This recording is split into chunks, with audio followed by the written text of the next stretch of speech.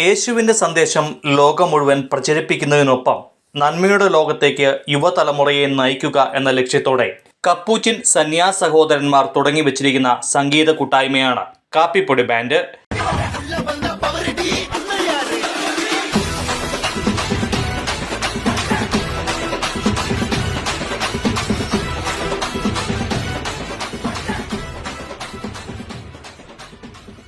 Capuchin സന്യാസ സമൂഹത്തിന്റെ അടയാളമായ കാപ്പിപ്പൊടി നിറത്തിലുള്ള വസ്ത്രത്തിൽ നിന്നാണ് കാപ്പിപ്പൊടി ബാൻഡ് എന്ന പേര് നാമകരണം ചെയ്തത്. തിയോളജി പഠനത്തിലെ ഒഴിവു സമയങ്ങൾക്കിടയിൽ സംഗീതത്തിനു വേണ്ടി സമയം കണ്ടെത്തുകയാണിവർ.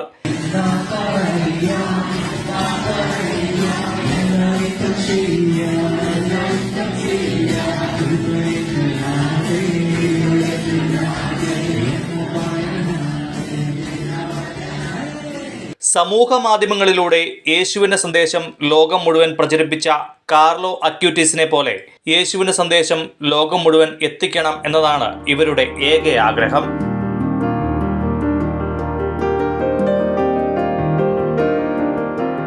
ഹായ് ഫ്രണ്ട്സ്, ഞങ്ങള് കാപ്പിപ്പൊടി ബാൻഡാണ്. എൻ്റെ പേര് പ്രദീപ്. ഞങ്ങൾ ഈ കപ്പൂച്ചിൻ വിദ്യാഭവനിലെ തിയോളജി പഠിക്കുന്ന വിദ്യാർത്ഥികളാണ്. ഞങ്ങളെ കണ്ടിട്ടുണ്ടാവും, ഇടയ്ക്ക് ഞങ്ങൾ റീൽസ് ഒക്കെ ഇടാറുണ്ട്, പാട്ടൊക്കെ പാടി അങ്ങനെ ചെറുതായിട്ടൊക്കെ കുറച്ച് വൈറലായി തുടങ്ങി. അങ്ങനെ കുറച്ച് വൈറലായി തുടങ്ങിയപ്പോഴേക്കും ഞങ്ങളെ ഇങ്ങനെ ചില സ്ഥലങ്ങളിലൊക്കെ ഇങ്ങനെ പരിപാടികളൊക്കെ അവതരിപ്പിക്കാൻ വിളിച്ചു. അങ്ങനെ അതിൽ കുറച്ച് ചെറുതായിട്ടൊക്കെ അവിടെ ഇവിടെ ക്ലിക്കായി. ഒരിക്കലും ഞങ്ങളിങ്ങനെ ഷാലോമിൽ വിളിക്കാൻ തുടങ്ങി. അപ്പോൾ ഒരു പ്രൈസ് ആൻഡ് വർഷിപ്പ് എന്നുള്ള ഒരു പ്രോഗ്രാം ഉണ്ടായിരുന്നു. അപ്പോൾ അന്ന് ഞങ്ങളെ ഇങ്ങനെ ചോദിച്ചു, അല്ല നിങ്ങൾ ഇങ്ങനെ റീലൊക്കെ ഇടുന്നുണ്ടല്ലോ, അപ്പോ നിങ്ങൾക്ക് ഒരു പേരൊന്നും ഇല്ലേന്ന് ചോദിച്ചു. അപ്പോ ഞങ്ങളിങ്ങനെ ആലോചിച്ചു, ഇപ്പൊ എന്താ പേരിടാ. ഇപ്പൊ ഞങ്ങള് ഈ ഉടുപ്പിന്റെ കളർ കണ്ടിട്ട് പലരും ഇങ്ങനെ പറയാറുണ്ട് കാപ്പിപ്പൊടി അച്ഛന്മാര്, പിന്നെ അറിയാലോ പുത്തമ്പുര അച്ഛനെയൊക്കെ ഇങ്ങനെ കാപ്പിപ്പൊടി അച്ഛൻ ഇങ്ങനെ വിളിക്കാറുണ്ട്. അപ്പൊ ഞങ്ങൾ തീരുമാനിച്ചു വന്നാ പിന്നെ അങ്ങനെ ഒരു പേരിട്ടേക്കാം. അങ്ങനെ ആ പ്രോഗ്രാമിന് പോയപ്പോഴാണ് സത്യം പറഞ്ഞ ഇങ്ങനെ ഒരു പേര് വീണത്. കഴിഞ്ഞ ദിവസം ഞങ്ങള് ഇൻഡിപെൻഡൻസ് ഡേക്ക് യാദൃശ്ചികമായിട്ട്, പ്രത്യേകിച്ച് അങ്ങനെ ഒരു പ്ലാനിങ് ഇല്ലായിരുന്നു, പെട്ടെന്നൊരു ഐഡിയ തോന്നി. അങ്ങനെ ഞങ്ങളൊരു പാട്ടങ്ങ് ഇടാം. പ്രത്യേകിച്ച് മാതാവിന്റെ തിരുനാളും അതുപോലെ തന്നെ ഇൻഡിപെൻഡൻസ് ഡേക്ക് ഒരുമിച്ച് വന്നൊരു ദിവസമായിരുന്നല്ലോ. അപ്പൊ അന്ന് ഞങ്ങൾ ചുമ്മാ ഒരു റീലിട്ടു. അപ്പൊ അതും അങ്ങ് ക്ലിക്കായി. അങ്ങനെ കുറച്ച് ഈ കാപ്പിപ്പൊടി എന്നുള്ള ഒരു പേരങ്ങ് ശരിക്കും ക്ലിക്കായി തുടങ്ങി അല്ലെ.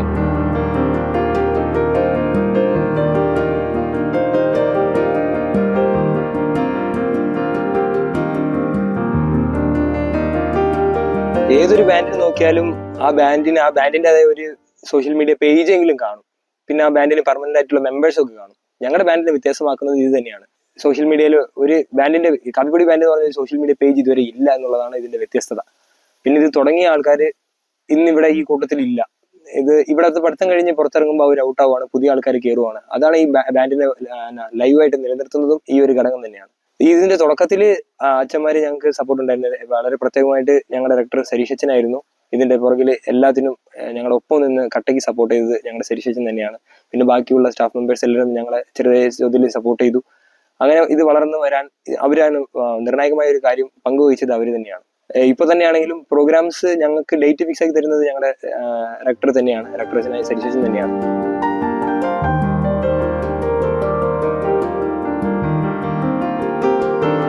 ഇതിന്റെ തുടക്കത്തിൽ ഞങ്ങള് യൂട്യൂബിൽ വോക്സസീസ് എന്ന് പറഞ്ഞ പേജിലാണ് ഞങ്ങളുടെ ചെറിയ ചെറിയ വീഡിയോകളൊക്കെ ഇട്ടുകൊണ്ടിരുന്നത്. പിന്നെ ഇൻസ്റ്റാഗ്രാമിൽ കപ്പൂച്ചിൻ വിദ്യാഭവൻ എന്നുള്ളൊരു ഇൻസ്റ്റാഗ്രാം പേജിലുമാണ് നമ്മൾ ഇത് പരിപാടികളൊക്കെ ചെറുതായിട്ട് ഇട്ടുകൊണ്ടിരുന്നത്. തുടക്കത്തിൽ വളരെ കഷ്ടമായിരുന്നു. കഷ്ടം എന്ന് പറഞ്ഞു കഴിഞ്ഞാൽ ഇൻസ്ട്രുമെന്റ്സ് ഒക്കെ തീരെ കുറവായിരുന്നു.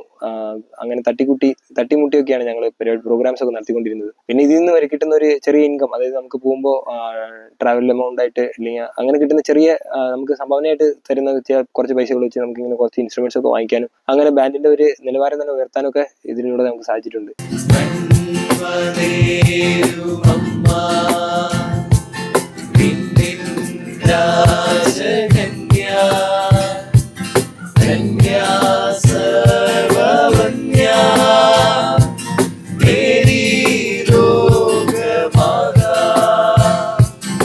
ബാൻഡ് ഒരു പരിപാടി അവതരിപ്പിക്കാൻ പോയതിന്റെ ഒരു ചെറിയൊരു രസകരമായിട്ടുള്ള സംഭവം ഷെയർ ചെയ്യാം.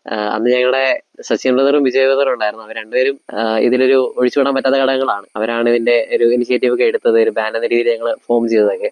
അപ്പം അന്ന് അവരൊക്കെ ഉണ്ടായിരുന്നു. അന്ന് ഞങ്ങളിങ്ങനെ ഒരു പ്രോഗ്രാമിന് പോയി. അപ്പോൾ ഞങ്ങളിങ്ങനെ ഒരു ക്ലച്ച് പിടിച്ച് വരുന്നേ ഉള്ളൂ, ഇങ്ങനെ ഒരു ബാൻഡ് എന്ന നിലയിൽ ജസ്റ്റ് ഇങ്ങനെ പേരൊക്കെ ആയി വരുന്നതേ ഉള്ളൂ. അപ്പോഴാണ് ഞങ്ങൾക്ക് ഹെസദ് എന്ന് പറഞ്ഞൊരു പ്രോഗ്രാം, അതൊരു മലങ്കര പള്ളിയിൽ വെച്ചാണ് നടത്തിയത്, തിരുവല്ലയിൽ. അപ്പൊ ഞങ്ങൾക്ക് വേണ്ടി അന്ന് വലിയൊരു പോസ്റ്ററൊക്കെ അവർ അടിച്ചു. വലിയൊരു പോസ്റ്റർ എന്ന് പറഞ്ഞാൽ ഭയങ്കര വലിയ പോസ്റ്റർ. അതിങ്ങനെ ബസ് സ്റ്റാൻഡിലൊക്കെ വെച്ചിട്ടുണ്ട്. അപ്പൊ ഞങ്ങളിങ്ങനെ ഭയങ്കര സെറ്റപ്പ് ആയിട്ട് ഇങ്ങനെ പ്രതീക്ഷിച്ചു. ഞങ്ങളിങ്ങനെ വലിയ വണ്ടിയിലൊക്കെ വരും, ഭയങ്കര എന്തോ വലിയ സംഭവം വരുന്നതല്ല, ഭയങ്കര വലിയ ബാൻഡൊക്കെ വരുന്നവർ അവരിങ്ങനെ പ്രതീക്ഷിച്ചിരിക്കുക. അപ്പൊ ഞങ്ങൾ കാര്യം പറഞ്ഞ് ഇവിടുന്ന് ബസ് കയറിയിട്ടാണ് അവിടെ ചെല്ലുന്നത്. അവിടെ ഇൻസ്ട്രുമെന്റ് ഒക്കെ തൂക്കി പിടിച്ച്, ഗിറ്റാർ ഉണ്ടായിരുന്നു, ഓർഗൻ ഉണ്ടായിരുന്നു, എല്ലാം ഇങ്ങനെ തൂക്കി പിടിച്ചിട്ടാണ് ചെല്ലുന്നത്. അപ്പൊ അവിടെ ചെന്ന് ഇങ്ങനെ ഇറങ്ങി കഴിയുമ്പോഴത്തേന് ഞങ്ങള് ബസ് സ്റ്റാൻഡിൽ ഇറങ്ങി ഞങ്ങളുടെ പോസ്റ്ററൊക്കെ കാണുന്നത്. അപ്പൊ അത് കണ്ടിട്ട് ഞങ്ങൾ ഞെട്ടിത്തിരിച്ചു വന്ന സമയമൊക്കെ ഉണ്ട്. ഞങ്ങൾക്ക് തന്നെ അതിശയായി. അപ്പൊ നമ്മൾ ഇത്ര വലിയ സംഭവമായിരുന്നു നമ്മൾ തന്നെ ചോദിച്ചു. പിന്നെ അവിടുന്ന് ഒരു ഓട്ടോ എടുത്ത് ഞങ്ങളിങ്ങനെ ഹെസദ് നടക്കുന്ന സ്ഥലത്ത് ചെന്നു, പള്ളിയിൽ. അപ്പൊ എല്ലാരും ഇങ്ങനെ വെൽക്കം ചെയ്യാൻ വേണ്ടി നിൽക്കുക. എല്ലാരും ഇങ്ങനെ ഭയങ്കര വലിയൊരു ഗെറ്റപ്പിൽ വന്നിറങ്ങുന്ന ടീമുകളൊക്കെ നോക്കിയിരിക്കുക. അപ്പൊ അപ്പോഴാണ് ഞങ്ങളിങ്ങനെ പുട്ടുകുറ്റിന്ന് ഇങ്ങനെ പുട്ട് കുത്തിച്ച് അടിക്കുന്ന, അല്ലെങ്കിൽ ഓരോരുത്തർ ഇങ്ങനെ ഓട്ടോയിൽ ഇങ്ങനെ അടിക്കുകയായിരുന്നേ. അതിനെ പയ്യെ ചാടിയാലൊക്കെ നോക്കി. കയ്യിൽ കുറെ ഗിറ്റാർ ഇൻസ്ട്രുമെന്റ് ഒക്കെ ഉണ്ടായിരുന്നതുകൊണ്ട് ആൾക്കാർ പെട്ടെന്ന് ശ്രദ്ധിച്ചു. അപ്പോഴാണ് അവരിങ്ങനെ ചിന്തിക്കുന്നത്, ഓ അവരായിരുന്നോ, ഇവരിത്ര സിമ്പിൾ ആയിരുന്നോ എന്നൊക്കെ ഇങ്ങനെ ചോദിച്ചു. അതൊരു രസകരമായ ഒരു മൊമെന്റ് ആയിരുന്നു. കാരണം അവരിങ്ങനെ വലിയൊരു എക്സ്പെക്ടേഷനിലിരുന്നപ്പോ ഞങ്ങളിങ്ങനെ ഭയങ്കര സിമ്പിൾ ആയിട്ട് കയറി ചെന്നതൊക്കെ.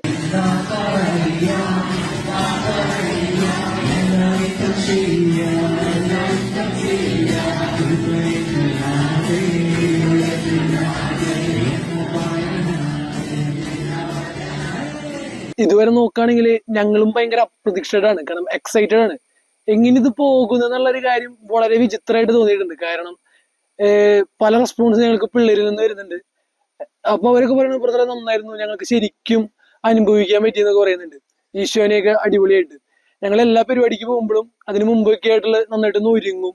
ഞങ്ങൾ ഒരുമിച്ച് വന്നിട്ട് അത്യാവശ്യം വളരെ ബ്യൂട്ടിഫുൾ ആയിട്ട് സ്മോൾ ആയിട്ട് നല്ലൊരു പ്രാർത്ഥനയൊക്കെ ഞങ്ങൾ ഒരുമിച്ച് ഇങ്ങനെ കൈകോർത്തൊക്കെ നിന്ന് പ്രാർത്ഥിക്കാറുണ്ട്.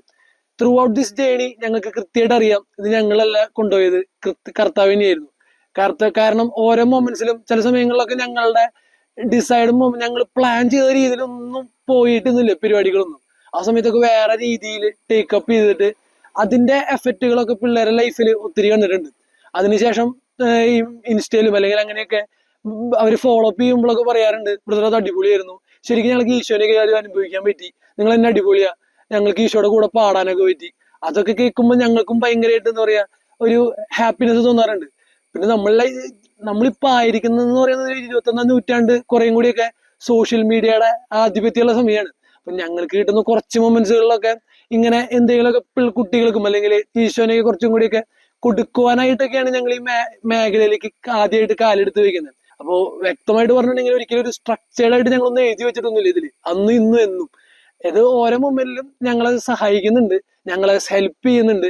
അതിലൊക്കെ ദൈവത്തിന്റെ വലിയൊരു ശക്തമായിട്ടൊരു ഇടപെടല് ഞങ്ങളുടെ ലൈഫിലൊക്കെ ത്രൂ ഔട്ട് ഉണ്ടായിട്ടുണ്ട്.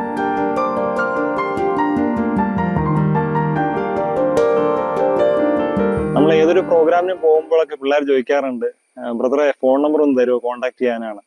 അപ്പം നമുക്ക് കൊടുക്കാനായിട്ട് നമ്മളെ ഈ ഫോൺ നമ്പർ ഒന്നുമില്ല. കാരണം എന്ന് വെച്ചാൽ ഇവിടെ സെമിനാറിലായിരിക്കുമ്പോൾ നമ്മൾ അങ്ങനെ പേഴ്സണലായിട്ട് ഫോൺ ഉപയോഗിക്കുന്നില്ല. അപ്പം പിള്ളേരും ആൾക്കാരൊക്കെ ചോദിക്കുക എങ്ങനെയാണ് ഇത്രയും മനോഹരമായിട്ടുള്ള വീഡിയോ ഇറക്കുന്നത്. അപ്പം നമുക്ക് നമ്മുടെ ബ്രദേഴ്സ് തന്നെ ഇറക്കിയ വീഡിയോ മില്യൺസ് റീച്ച് പോകുന്നുണ്ട്, ഒത്തിരി വൈറലാവുന്നുണ്ട്. പക്ഷെ എല്ലാവരും അത്ഭുതത്തോടെ നോക്കുന്ന ഒരു കാര്യം, ഫോണും ഇല്ല, മൈക്കും ഇല്ല, പിന്നെ എങ്ങനെയാണ് ഇത് സാധിക്കുന്നത്? അപ്പൊ ഞങ്ങൾക്ക് പറയാൻ ഞങ്ങളുടെ കയ്യിൽ ആകെ ഉള്ളത് ഒരു ക്യാമറയുണ്ട്, വലിയ എഡിറ്റിംഗ് സിസ്റ്റം ഒന്നും അല്ല, ഒരു നോർമൽ എഡിറ്റിംഗ് സിസ്റ്റം ഉണ്ട്. പിന്നെ നമ്മൾ ഉപയോഗിക്കുന്ന മൈക്ക് എന്ന് പറഞ്ഞാൽ വലിയ വിലയുടെ മൈക്കൊന്നും അല്ല, ഒരു 600-700 രൂപ വരുന്ന ഒരു ബോയയുടെ മൈക്കാണ്. അത് വെച്ചാണ് ഈ റെക്കോർഡിങ് കാര്യങ്ങളൊക്കെ ചെയ്യുന്നത് തന്നെ. അപ്പം ഈ ചെറിയ സാധനം വെച്ച് നമുക്ക് പറ്റുന്ന പോലത്തെ രീതിയിൽ നമ്മൾ മാക്സിമം യൂട്ടിലൈസ് ചെയ്ത് ഇറക്കാന്നുള്ളതേ ഉള്ളൂ. പിന്നെ നമ്മൾ ഇവിടെ ആയിരിക്കുമ്പോൾ, അതായത് ഈ തിയോളജിക്കൽ കോളേജിലായിരിക്കുമ്പോൾ നമുക്ക് പഠിക്കാനായിട്ട് ഒത്തിരി കാര്യങ്ങളുണ്ട്, തിയോളജിക്കൽ സ്റ്റഡീസ് നടക്കുന്നുണ്ട്. അതോടൊപ്പം നമുക്ക് കിട്ടുന്ന എക്സ്ട്രാ ടൈമിലാണ് ഓരോ ബ്രദേഴ്സും. ആദ്യമൊക്കെ അറിയാം, ഈ ബാൻഡ് രൂപപ്പെടുന്നതിന് മുമ്പ് തന്നെ ഇവിടെ ഉണ്ടായിരുന്ന ബ്രദർ സച്ചിൻ ആണേലും, അതോടൊപ്പം ബ്രദർ ദേവസി, ഇങ്ങനെ കുറെ പേര്, ഇവരൊക്കെയാണ് അതിന്റെ സ്റ്റാർട്ടിങ് കുറിച്ചത്. അപ്പൊ ഇവർക്ക് കിട്ടുന്ന ഫ്രീ ടൈമിൽ മെയിനായിട്ട് ചെറിയ ടോക്കുകൾ ഇടുക, പിന്നെ ചെറിയ പാട്ടുകൾ ഇറക്കുക, സിംഗിളായിട്ട് ഇറക്കുക, അങ്ങനെ പിന്നെ ഇത് ഒരുമിച്ച് ഗ്രൂപ്പായിട്ട് ഇറക്കാൻ തുടങ്ങി. അങ്ങനെയാണ് മെയിനായിട്ട് ഇങ്ങനെ ഫോർമുലേറ്റ് ആയി ഈ ഗ്രൂപ്പൊക്കെ ആയി വന്നത്.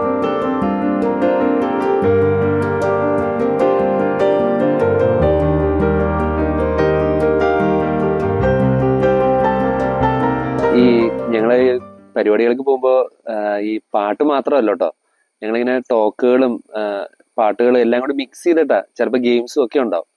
അപ്പോൾ ഞങ്ങള് പലപ്പോഴും ടോക്കുകളെ കൊടുക്കുമ്പോഴേക്കും കൂടുതൽ ഞങ്ങള് ജീവിതാനുഭവങ്ങൾ, ഞങ്ങൾക്ക് കിട്ടിയ ചെറിയ ദൈവാനുഭവങ്ങളൊക്കെ ഇങ്ങനെ പറയാറ്. കഴിഞ്ഞ വർഷം ആദ്യമായിട്ട് ഞങ്ങൾ പ്രോഗ്രാമിന് പോയിക്കൊണ്ടിരുന്ന സമയത്ത് ഒരു ജീസസ് യൂത്തിന്റെ പ്രോഗ്രാമിന്, വെരിത്താസ് എന്ന പ്രോഗ്രാമിന്റെ പേര്. അപ്പൊ അതിന് ഞങ്ങളൊരു എക്സ്പീരിയൻസ് പറഞ്ഞു, വളരെ പേഴ്സണൽ ആയിട്ടുള്ള ദൈവാനുഭവങ്ങൾ പറഞ്ഞു. ഞങ്ങൾക്കറിയില്ലല്ലോ നമ്മളെങ്ങനെ ഇങ്ങനെ അതിന്റെ എക്സ്പീരിയൻസ് എങ്ങനെ മറ്റുള്ളവരിലേക്ക് എത്തുന്നെന്ന് അറിയില്ല. അങ്ങനെ പല സ്ഥലങ്ങളിലും ഞങ്ങൾക്ക് ഓരോരുത്തർക്കുള്ള ദൈവാനുഭവങ്ങൾ പറഞ്ഞിട്ടുണ്ട്. ഒരു വർഷത്തിന് ശേഷം, ആ ഒരു ഷെയറിങ്ങിന് ശേഷം ഒരു വർഷത്തിന് ശേഷം പിന്നീട് ഞാൻ മറ്റൊരു കോളേജിൽ ഞാൻ ഇതേ എക്സ്പീരിയൻസ് തന്നെ പറഞ്ഞു. അപ്പോ അന്ന് ഒരു കൊല്ലം മുമ്പ് ഉണ്ടായിരുന്ന ആ എക്സ്പീരിയൻസ് കിട്ടിയ ആ ഒരു കേട്ട ഒരു കൊച്ച് എനിക്ക് പിന്നീട് ഇൻസ്റ്റാഗ്രാമിനകത്ത് റിപ്ലൈ ചെയ്യണ്ടായി. ബ്രദറെ, അന്ന് പറഞ്ഞപ്പോഴേക്കും ഞാൻ ഉണ്ടായിരുന്നു. ബ്രദറിനറിയോ, അന്ന് നിങ്ങൾ ഓരോരുത്തരും പറഞ്ഞ ദൈവാനുഭവങ്ങൾ എന്നെ ഒരുപാട് ടച്ച് ചെയ്തു. അവിടെ മുതലാണ് എൻ്റെ ജീവിതം മാറാൻ തുടങ്ങിയത്. ഒത്തിരി ബ്രോക്കൺ ആയിരുന്നു എന്നൊക്കെ പറഞ്ഞു. അപ്പോ നമ്മളൊരു അത്രയ്ക്ക് ഒരു പ്ലാൻഡ് ആയിട്ടൊന്നുമല്ല ചെയ്യുന്നത്, പക്ഷെ എവിടെയൊക്കെ ഞങ്ങളുടെ പാട്ടുകളിലൂടെയും ടോക്കുകളിലൂടെയൊക്കെ മനുഷ്യരെ സ്പർശിക്കുന്നുണ്ടെന്ന് ശരിക്കും മനസ്സിലായ ഒരു ബോധ്യപ്പെട്ട ഒരു നിമിഷമായിരുന്നു. അപ്പൊ അത് കുറച്ചുകൂടി ഞങ്ങൾക്കത് ഈ ഒരു മിനിസ്ട്രി ഇതൊരു ദൈവത്തിന്റെ ഒരു പദ്ധതിയാണെന്ന് ഞങ്ങൾക്ക് മനസ്സിലാവുന്നുണ്ട്. അപ്പൊ അതിനോട് കുറച്ചും കൂടി ഒരു നന്നായിട്ട് ചെയ്യണമെന്നുള്ള ഒരു ആഗ്രഹവും ഞങ്ങൾക്ക് ഇങ്ങനെ ഓരോരുത്തരുടെ ഹൃദയത്തിൽ ഇങ്ങനെ വരുന്നുണ്ട്.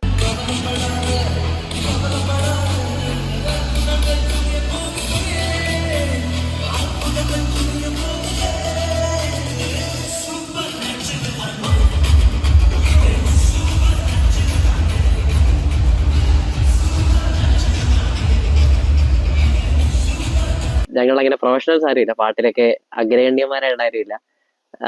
എല്ലാ കാര്യത്തിലും ഞങ്ങൾ അങ്ങനെ പ്രൊഫഷണൽസ് ആയിട്ട് ആരുമില്ല. ബട്ട് ഞങ്ങൾ എല്ലാവരും ഓരോരോ ചെറിയ ചെറിയ സ്കില്ലുകളുള്ളവരാണ്. അപ്പൊ അവരെ എല്ലാവരും ഇങ്ങനെ ചേർത്ത് നിർത്തിയതും ഒരു ഗിറ്റാർ പോലെ തന്നെ ഞങ്ങളെ ട്യൂൺ ചെയ്തെടുത്തിരിക്കുന്ന ദൈവമാണ് എന്ന് ഞങ്ങൾ വിശ്വസിക്കുന്നു. കാരണം ഞങ്ങളിങ്ങനെ പല പരിപാടികൾ പോകാറുണ്ട്. ലൈക്ക് ഞങ്ങളിപ്പോൾ വിളിക്കുന്ന മെയിനായിട്ട് കോളേജുകളിൽ വിളിക്കും, പിന്നെ ഇങ്ങനെ ഓരോ ഇടവകളിൽ വിളിക്കും, KCIന്റെ പ്രോഗ്രാംസ് ഉണ്ടാവും, അങ്ങനെ ഓരോ പ്രോഗ്രാംസിനൊക്കെ വിളിക്കുന്നുണ്ട്. അപ്പം അവിടെ ഞങ്ങൾക്ക് കിട്ടുന്ന ഫീഡ്ബാക്ക് ആണ് ഞങ്ങൾക്ക് ലൈക്ക് ഗിവ് ആൻഡ് ടേക്ക് ആണ്. അത് അവരെ എൻട്രി ചെയ്യുന്നതിനേക്കാളും കൂടുതൽ ഞങ്ങളെ കൂടെ എൻട്രി ചെയ്യുന്നുണ്ട്. അതാണ് ഞങ്ങൾക്ക് ദൈവാനുഭവമായിട്ട് മാറുന്നത്. ഞങ്ങൾക്ക് കിട്ടിയ ദൈവാനുഭവങ്ങളൊക്കെ ഞങ്ങൾ ഷെയർ ചെയ്യുന്നു, അവർക്ക് കിട്ടിയ ദൈവാനുഭവം ഇങ്ങോട്ട് ഷെയർ ചെയ്യുന്നു. അപ്പൊ ഞങ്ങൾക്ക് അതൊരു എൻട്രി ചെയ്യുന്ന എക്സ്പീരിയൻസ് ആയിട്ട് മാറുന്നുണ്ട്. പലയിടത്തും പോകുമ്പോഴൊക്കെ അവർ പറയുന്നുണ്ട്, ലൈക്ക് പല ബാൻഡുകളൊക്കെ വന്ന് പെർഫോം ചെയ്യുന്നുണ്ട്, ബട്ട് എന്തോ യു ആർ സ്പെഷ്യൽ, കാപ്പിപ്പൊടി സ്പെഷ്യൽ എന്ന് എപ്പോഴും പറയും. കാരണം we give God, we believe so. അവര് അത് തന്നെ പറയും കേട്ടോ. അവര് പറയും ഞങ്ങൾക്ക് ദൈവത്തെ അനുഭവിക്കാൻ കഴിഞ്ഞു. ഞങ്ങളെങ്ങനെ ഒരു ഗിറ്റാർ പോലെ ചേർത്ത് നിർത്തിയ ദൈവത്തിന് ഞങ്ങൾ ഒത്തിരി നന്ദി പറയുന്നു.